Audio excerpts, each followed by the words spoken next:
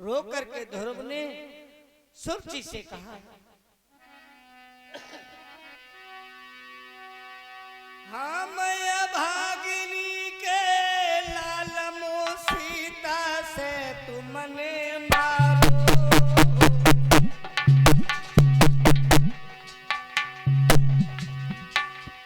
जामत सुनीता के बेटों ने तेरो कछु न बिगाड़ो,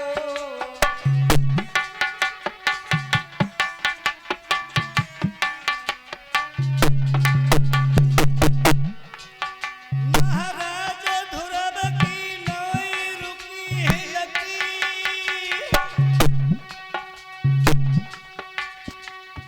रोई रोई की बात आज जन कही गई है दिल की,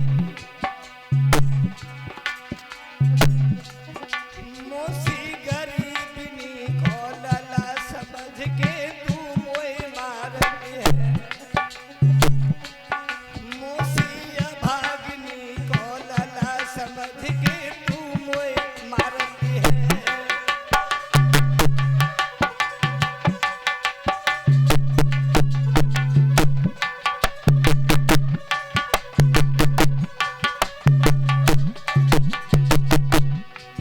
मोसी मोए मारती है, हाय मैया मोए मारती है,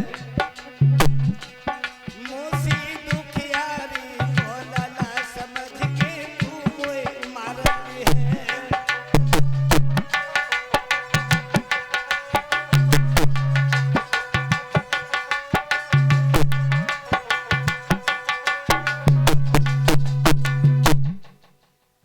ध्रुव लौट करके मैया के पास में आए, आंखों से आंसू बह रहे थे। मैया सुनीत ने देखा, कहा पुत्र क्या हुआ, क्यों रो रहे हो बेटा ध्रुव? कहा मैया मौसी ने हमें मारा है और मैया मैं इसी वजह से उत्तम भैया के साथ खेलने नहीं जा रहा था, लेकिन आपने भेज दिया, मैं गया। मौसी ने हमें बेवजह मारा है, मैंने तो केवल अपनी मौसी से नमस्ते किया था। कहा पुत्र वो तुमसे बड़ी है, अगर मार भी दिया तो कोई बात नहीं ध्रुव, उनका बुरा मत मानो। रोते बिलखते ध्रुव घर गए। संध्या के समय न तो ध्रुव ने भोजन किया न ही मैया सुनीत ने भोजन किया, दोनों भूखे सो गए। सुबह हुआ है, ध्रुव फिर मैया के साथ में मौसिका उड़ाने के लिए चल दिए। उत्तम छुप करके ध्रुव के पास फिर आया, कहा भैया कल माँ ने तुम्हें मारा था, इसलिए मैंने शाम को भोजन नहीं किया, भूखे सो गए। भैया यहाँ खेलते हैं तो मैया मारती हैं, आज हम मैया के दरवाजे पर नहीं खेलेंगे, आज भैया ध्रुव हम पिता की सभा में चल करके खेलेंगे। अपने पिता का हृदय बहुत विशाल है। मैया से आज्ञा पा करके ध्रुव जब उत्तानपाद महाराज की सभा में बैठने के लिए गए, बुजुर्गों जब घर में कमजोरी होती है, घर में गरीबी होती है, तो साहस भी साथ छोड़ देता है। आपके घर में धन है तो साहस भी साथ देता है, और गरीबी में जीवन यापन कर हो रहा हो तो साहस भी साथ नहीं देता है। गांव के लोग बैठे हुए थे, उनके बीच से ध्रुव उत्तम निकल करके महाराज की गोद में जाकर के बैठे। ध्रुव गांव के लोग जो बैठे थे उनके पीछे धूल में जाकर के बैठे। उत्तानपाद महाराज ने कहा ध्रुव उत्तम तुम आज अकेले आए हो, साथ में कोई नहीं आया। उत्तम कहने लगे कि पिताश्री आज हम अकेले नहीं आए हैं, आज हमारे साथ में बड़े भैया ध्रुव आए। कहा फिर उत्तम ध्रुव है कहाँ? कहा वो गांव के लोगों के पीछे धूल में बैठे हैं, वो बड़े भैया ध्रुव भी बैठे। अपने बड़े बेटा को जिस समय धूल में बैठा हुआ देखा, महाराज कहते कि खंड खंड उड़ गए कि जिस पुत्र के चेहरे को देखने के लिए मैं वर्षों तक रोया हूं, आज सूर्य के कारण मेरा पुत्र हमसे कितनी दूर हो गया। आज मेरा लाल मेरे ही सामने धूल में बैठा है। उत्तान प्रांत महाराज सिंहासन छोड़ करके ध्रुव की ओर चल दिए। ध्रुव समझ गए हैं कि कल मौसी ने मारा था, आज पिताश्री मारेंगे। पहले ही हाथ जोड़े, कहा पिताश्री कल हम उत्तम भैया के साथ में मैया मौसी के दरवाजे पर खेलने गए थे। मौसी ने कल हमें बेवजह बहुत मारा था। मैया मेरे वियोग में भूखी सो गई। मैया ने भोजन नहीं किया था। और पिताश्री हम जानते हैं कि मेरी माँ गरीब है और मैं तुम्हारी सभा में बैठने आया हूँ। पिताश्री आपके सम्मान को ठेस पहुंची है। मैं नहीं आना चाहता था। मैं तो मौसी के महल के काग उड़ा करके जीवन यापन करना चाहता हूँ। मैं नहीं आ रहा था, लेकिन उत्तम भैया हमें अपने साथ ले गए। पिताश्री मेरा निवेदन है, आप हमें मारना मत। आज के बाद मैं तुम्हारी सभा में बैठने कभी नहीं आऊंगा। अगर आपने भी हमें मारा तो मेरी मैया आज फिर भूखी सो जाएगी। महाराज की आंखों से आंसुओं का सागर हिलोर भरकर उमड़ पड़ा। गालों पे लकीर बनाते हुए आंसू पथरी में समाने लगे। ध्रुव को सीने से लगाया, कहा पुत्र जाकर के अपनी मैया से पूछना कि तेरी मैया को मैंने कितना समझाया था कि मेरा दूसरा विवाह मत करा, लेकिन ध्रुव तेरी मैया ने मेरी एक बात नहीं मानी। पुत्र इस चेहरे को देखने के लिए हम कितने दुखी रहे। बेटा तुम्हें पाने के लिए मैंने क्या क्या नहीं किया है। पिता पुत्र एक दूसरे को देख करके रो रहे थे, एक दूसरे से अपने दिल का दर्द कह रहे थे। उत्तान प्रांत महाराज ध्रुव को लेकर के राज सिंहासन पर जाकर के बैठ गए। लेकिन एक गांव का चुगिल सभा में से उठ गया। उसे अच्छा नहीं लगा कि ध्रुव महाराज की गोद में बैठे।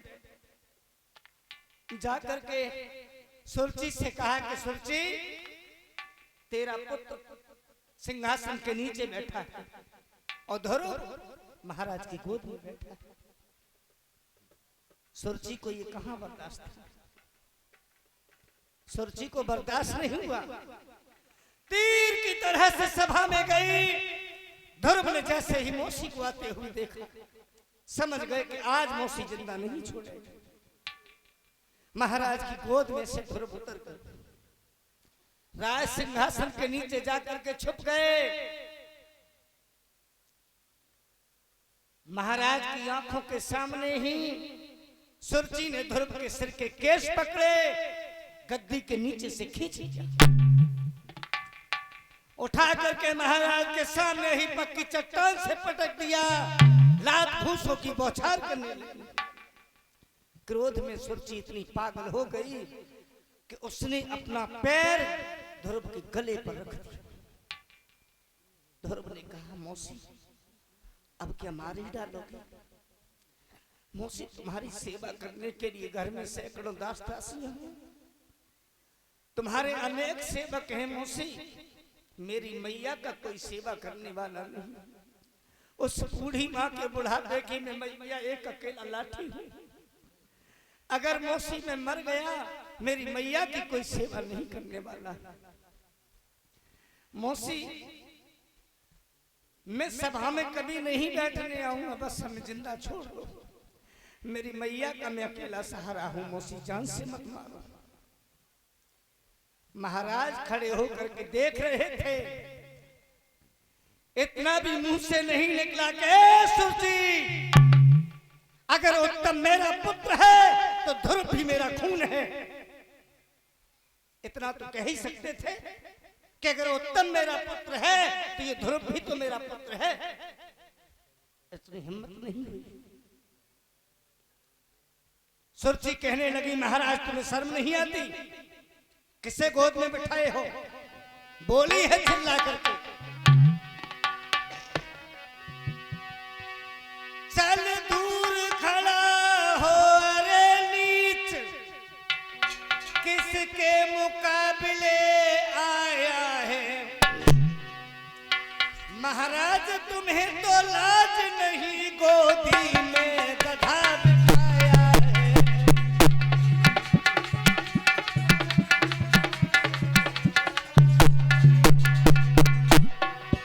महाराज तुम्हें तो लाज नहीं, गोदी में गधा बिठाया है।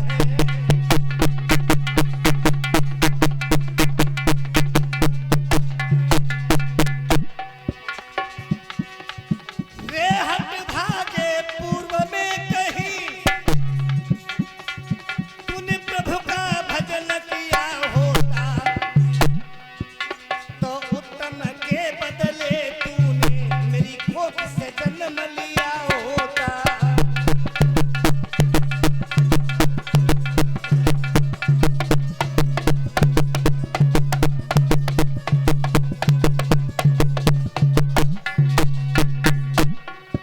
तो उत्तम के बदले तूने मेरी कोख से जन्म लिया होता।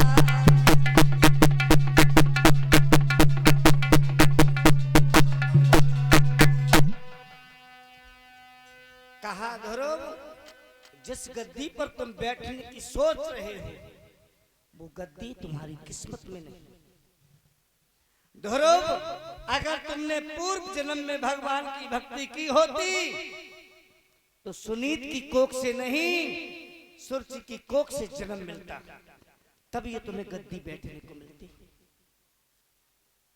तेरे तो पुण्य संस्कार ही पूर्व जन्म के खराब हैं, जो गरीब घर में आकर के तूने जन्म लिया है। ये गद्दी तेरी किस्मत में नहीं। ध्रुव ने कहा, मौसी बस अब जिंदा छोड़, मैं वचन देता हूं मौसी कि अगर हम ध्रुव हैं तो अब ध्रुव बन करके दिखाएंगे। इस गद्दी पर मौसी उसी दिन बैठने आऊंगा जिस दिन अपनी किस्मत इस गद्दी के योग्य बना करके लाऊंगा। जाने दो बस मौसी। इतना कहकर ध्रुव जब लौट करके मैया के पास में आए, माथे से खून के बिंदु बहते हुए देखे,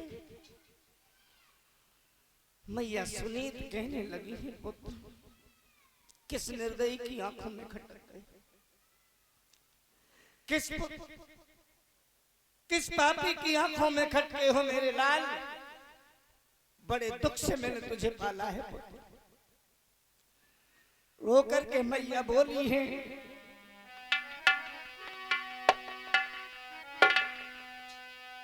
मोसी गरीबनी के लला, बताइए कौन धुर बतोई मारो रे।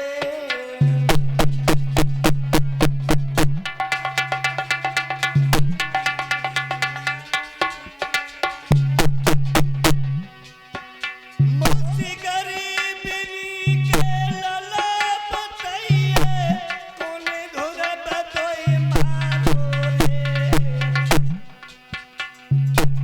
रूखी रोटी खा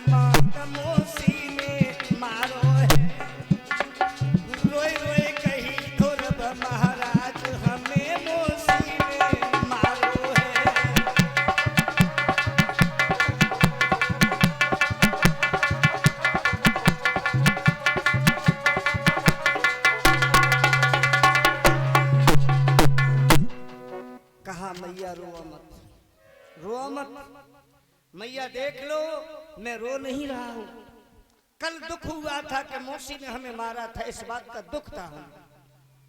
आज मैया मौसी ने हमें मारा, आज हमें दुख नहीं। आज मैया दुख दूसरी बात का है। आज मैया केवल दुख इस बात का है कि मौसी मारती रही और पिताश्री ने हमें बचाया। मौसी मारती, पिता हमें बचा लेते, मैया हमें कोई दुख नहीं। आज तो दुख इस बात का है कि मौसी ने मारा, लेकर पिता ने ये नहीं कहा कि उत्तम मेरा बेटा है तो ध्रुव भी तो मेरा बेटा है। मैया दुख इस बात का है। सुनीता कहने लगी है, बेटा ध्रुव वो तुम्हारे पिता होते तो तुम्हें बचा लेते, वो तुम्हारे पिता नहीं, वो तो उत्तम के पिता हैं।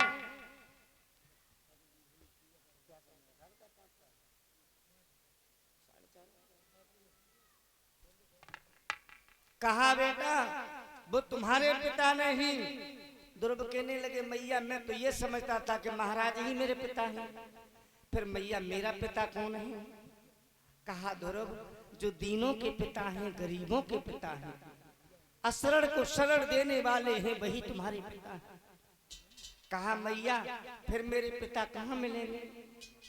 कहा बेटा जब बड़े हो जाओ वन में जाकर के भक्ति करना, तुम्हारे पिताश्री तुम्हें वन में अवश्य मिलेंगे। कहा मैया मैं तो बड़ा हो गया, मैया मुझे वन जाने दे। ब्रह्म ज्ञान का उपदेश मैया सुनीत ने धोखे में ध्रुव को दे दिया। ध्रुव कहने लगे, मैया मैं तो बड़ा हो गया, मैं आज ही वन में जाऊंगा। सुनीत कहने लगी है, पुत्र तुम कल भी भूखे सो गए थे बेटा, इसलिए मैं पड़ोसन से तुम्हारे लिए सब्जी मांग करके लाई हूं, बेटा भोजन करो। कहा मैया ब्रह्म ज्ञान का उपदेश देकर के मैया तू मोह के झटका क्यों लगा रही है? चंदन के कुंड में से निकाल करके मैया तू हमें कीचड़ में क्यों झोंकना चाहती है? मैया अब हम भगवान की भक्ति के लिए आज ही जाएंगे। कहा नहीं ध्रुव भोजन कर लो। कहा नहीं मैया अब भोजन प्रभु से मिलने के बाद ही हो।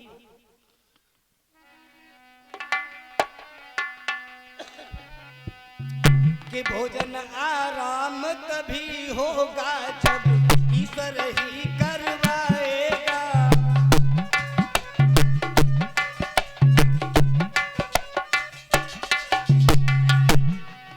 भोजन आराम तभी होगा जब ईश्वर ही करवाएंगे, तेरी बात भी अच्छी होगी, मेरी बात भी अच्छी होगी जब परम पिता अपनाएंगे।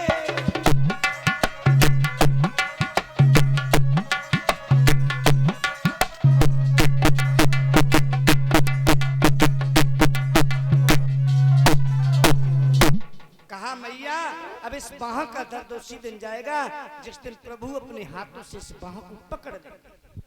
अब रोको मत मैया।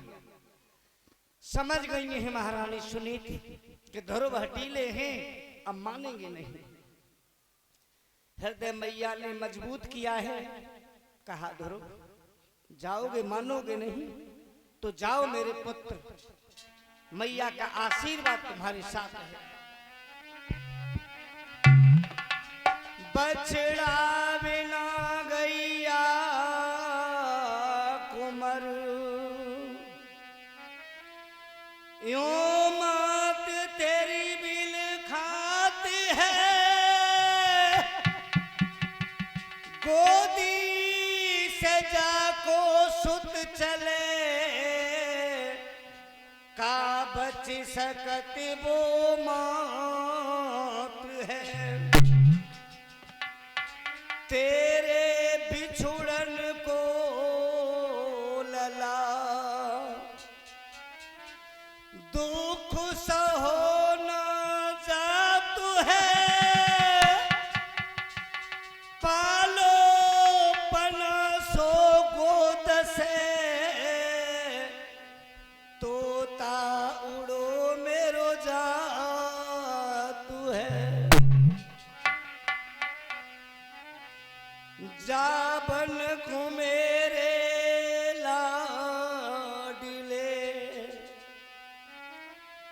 गद गद शिथिल बड़ी भई, इच्छा हो पूरन ध्रुव की, आशीष दे आज्ञा दई। कहा ध्रुव अब हम रोकेंगे नहीं, जाओ मेरे लाल भगवान की भक्ति करना, लेकिन पुत्र एक वचन मैया को दे दो बस। कहीं ऐसा न हो आपको जब वन में भगवान का दर्शन हो जाए, बैरागी बनकर के बेटा वन में भटकते नहीं जाओगे। एक वचन दे दो बेटा कि लौट करके मैया को दर्शन अवश्य दोगे। ध्रुव कहने लगे हैं मैया कैसे कह दूं कि मैं वन से जिंदा लौट आऊंगा। मैया वन में बड़े बड़े भयानक जीव निवास करते हैं, पता नहीं मैया किस जीव का मैं भोजन बन जाऊं।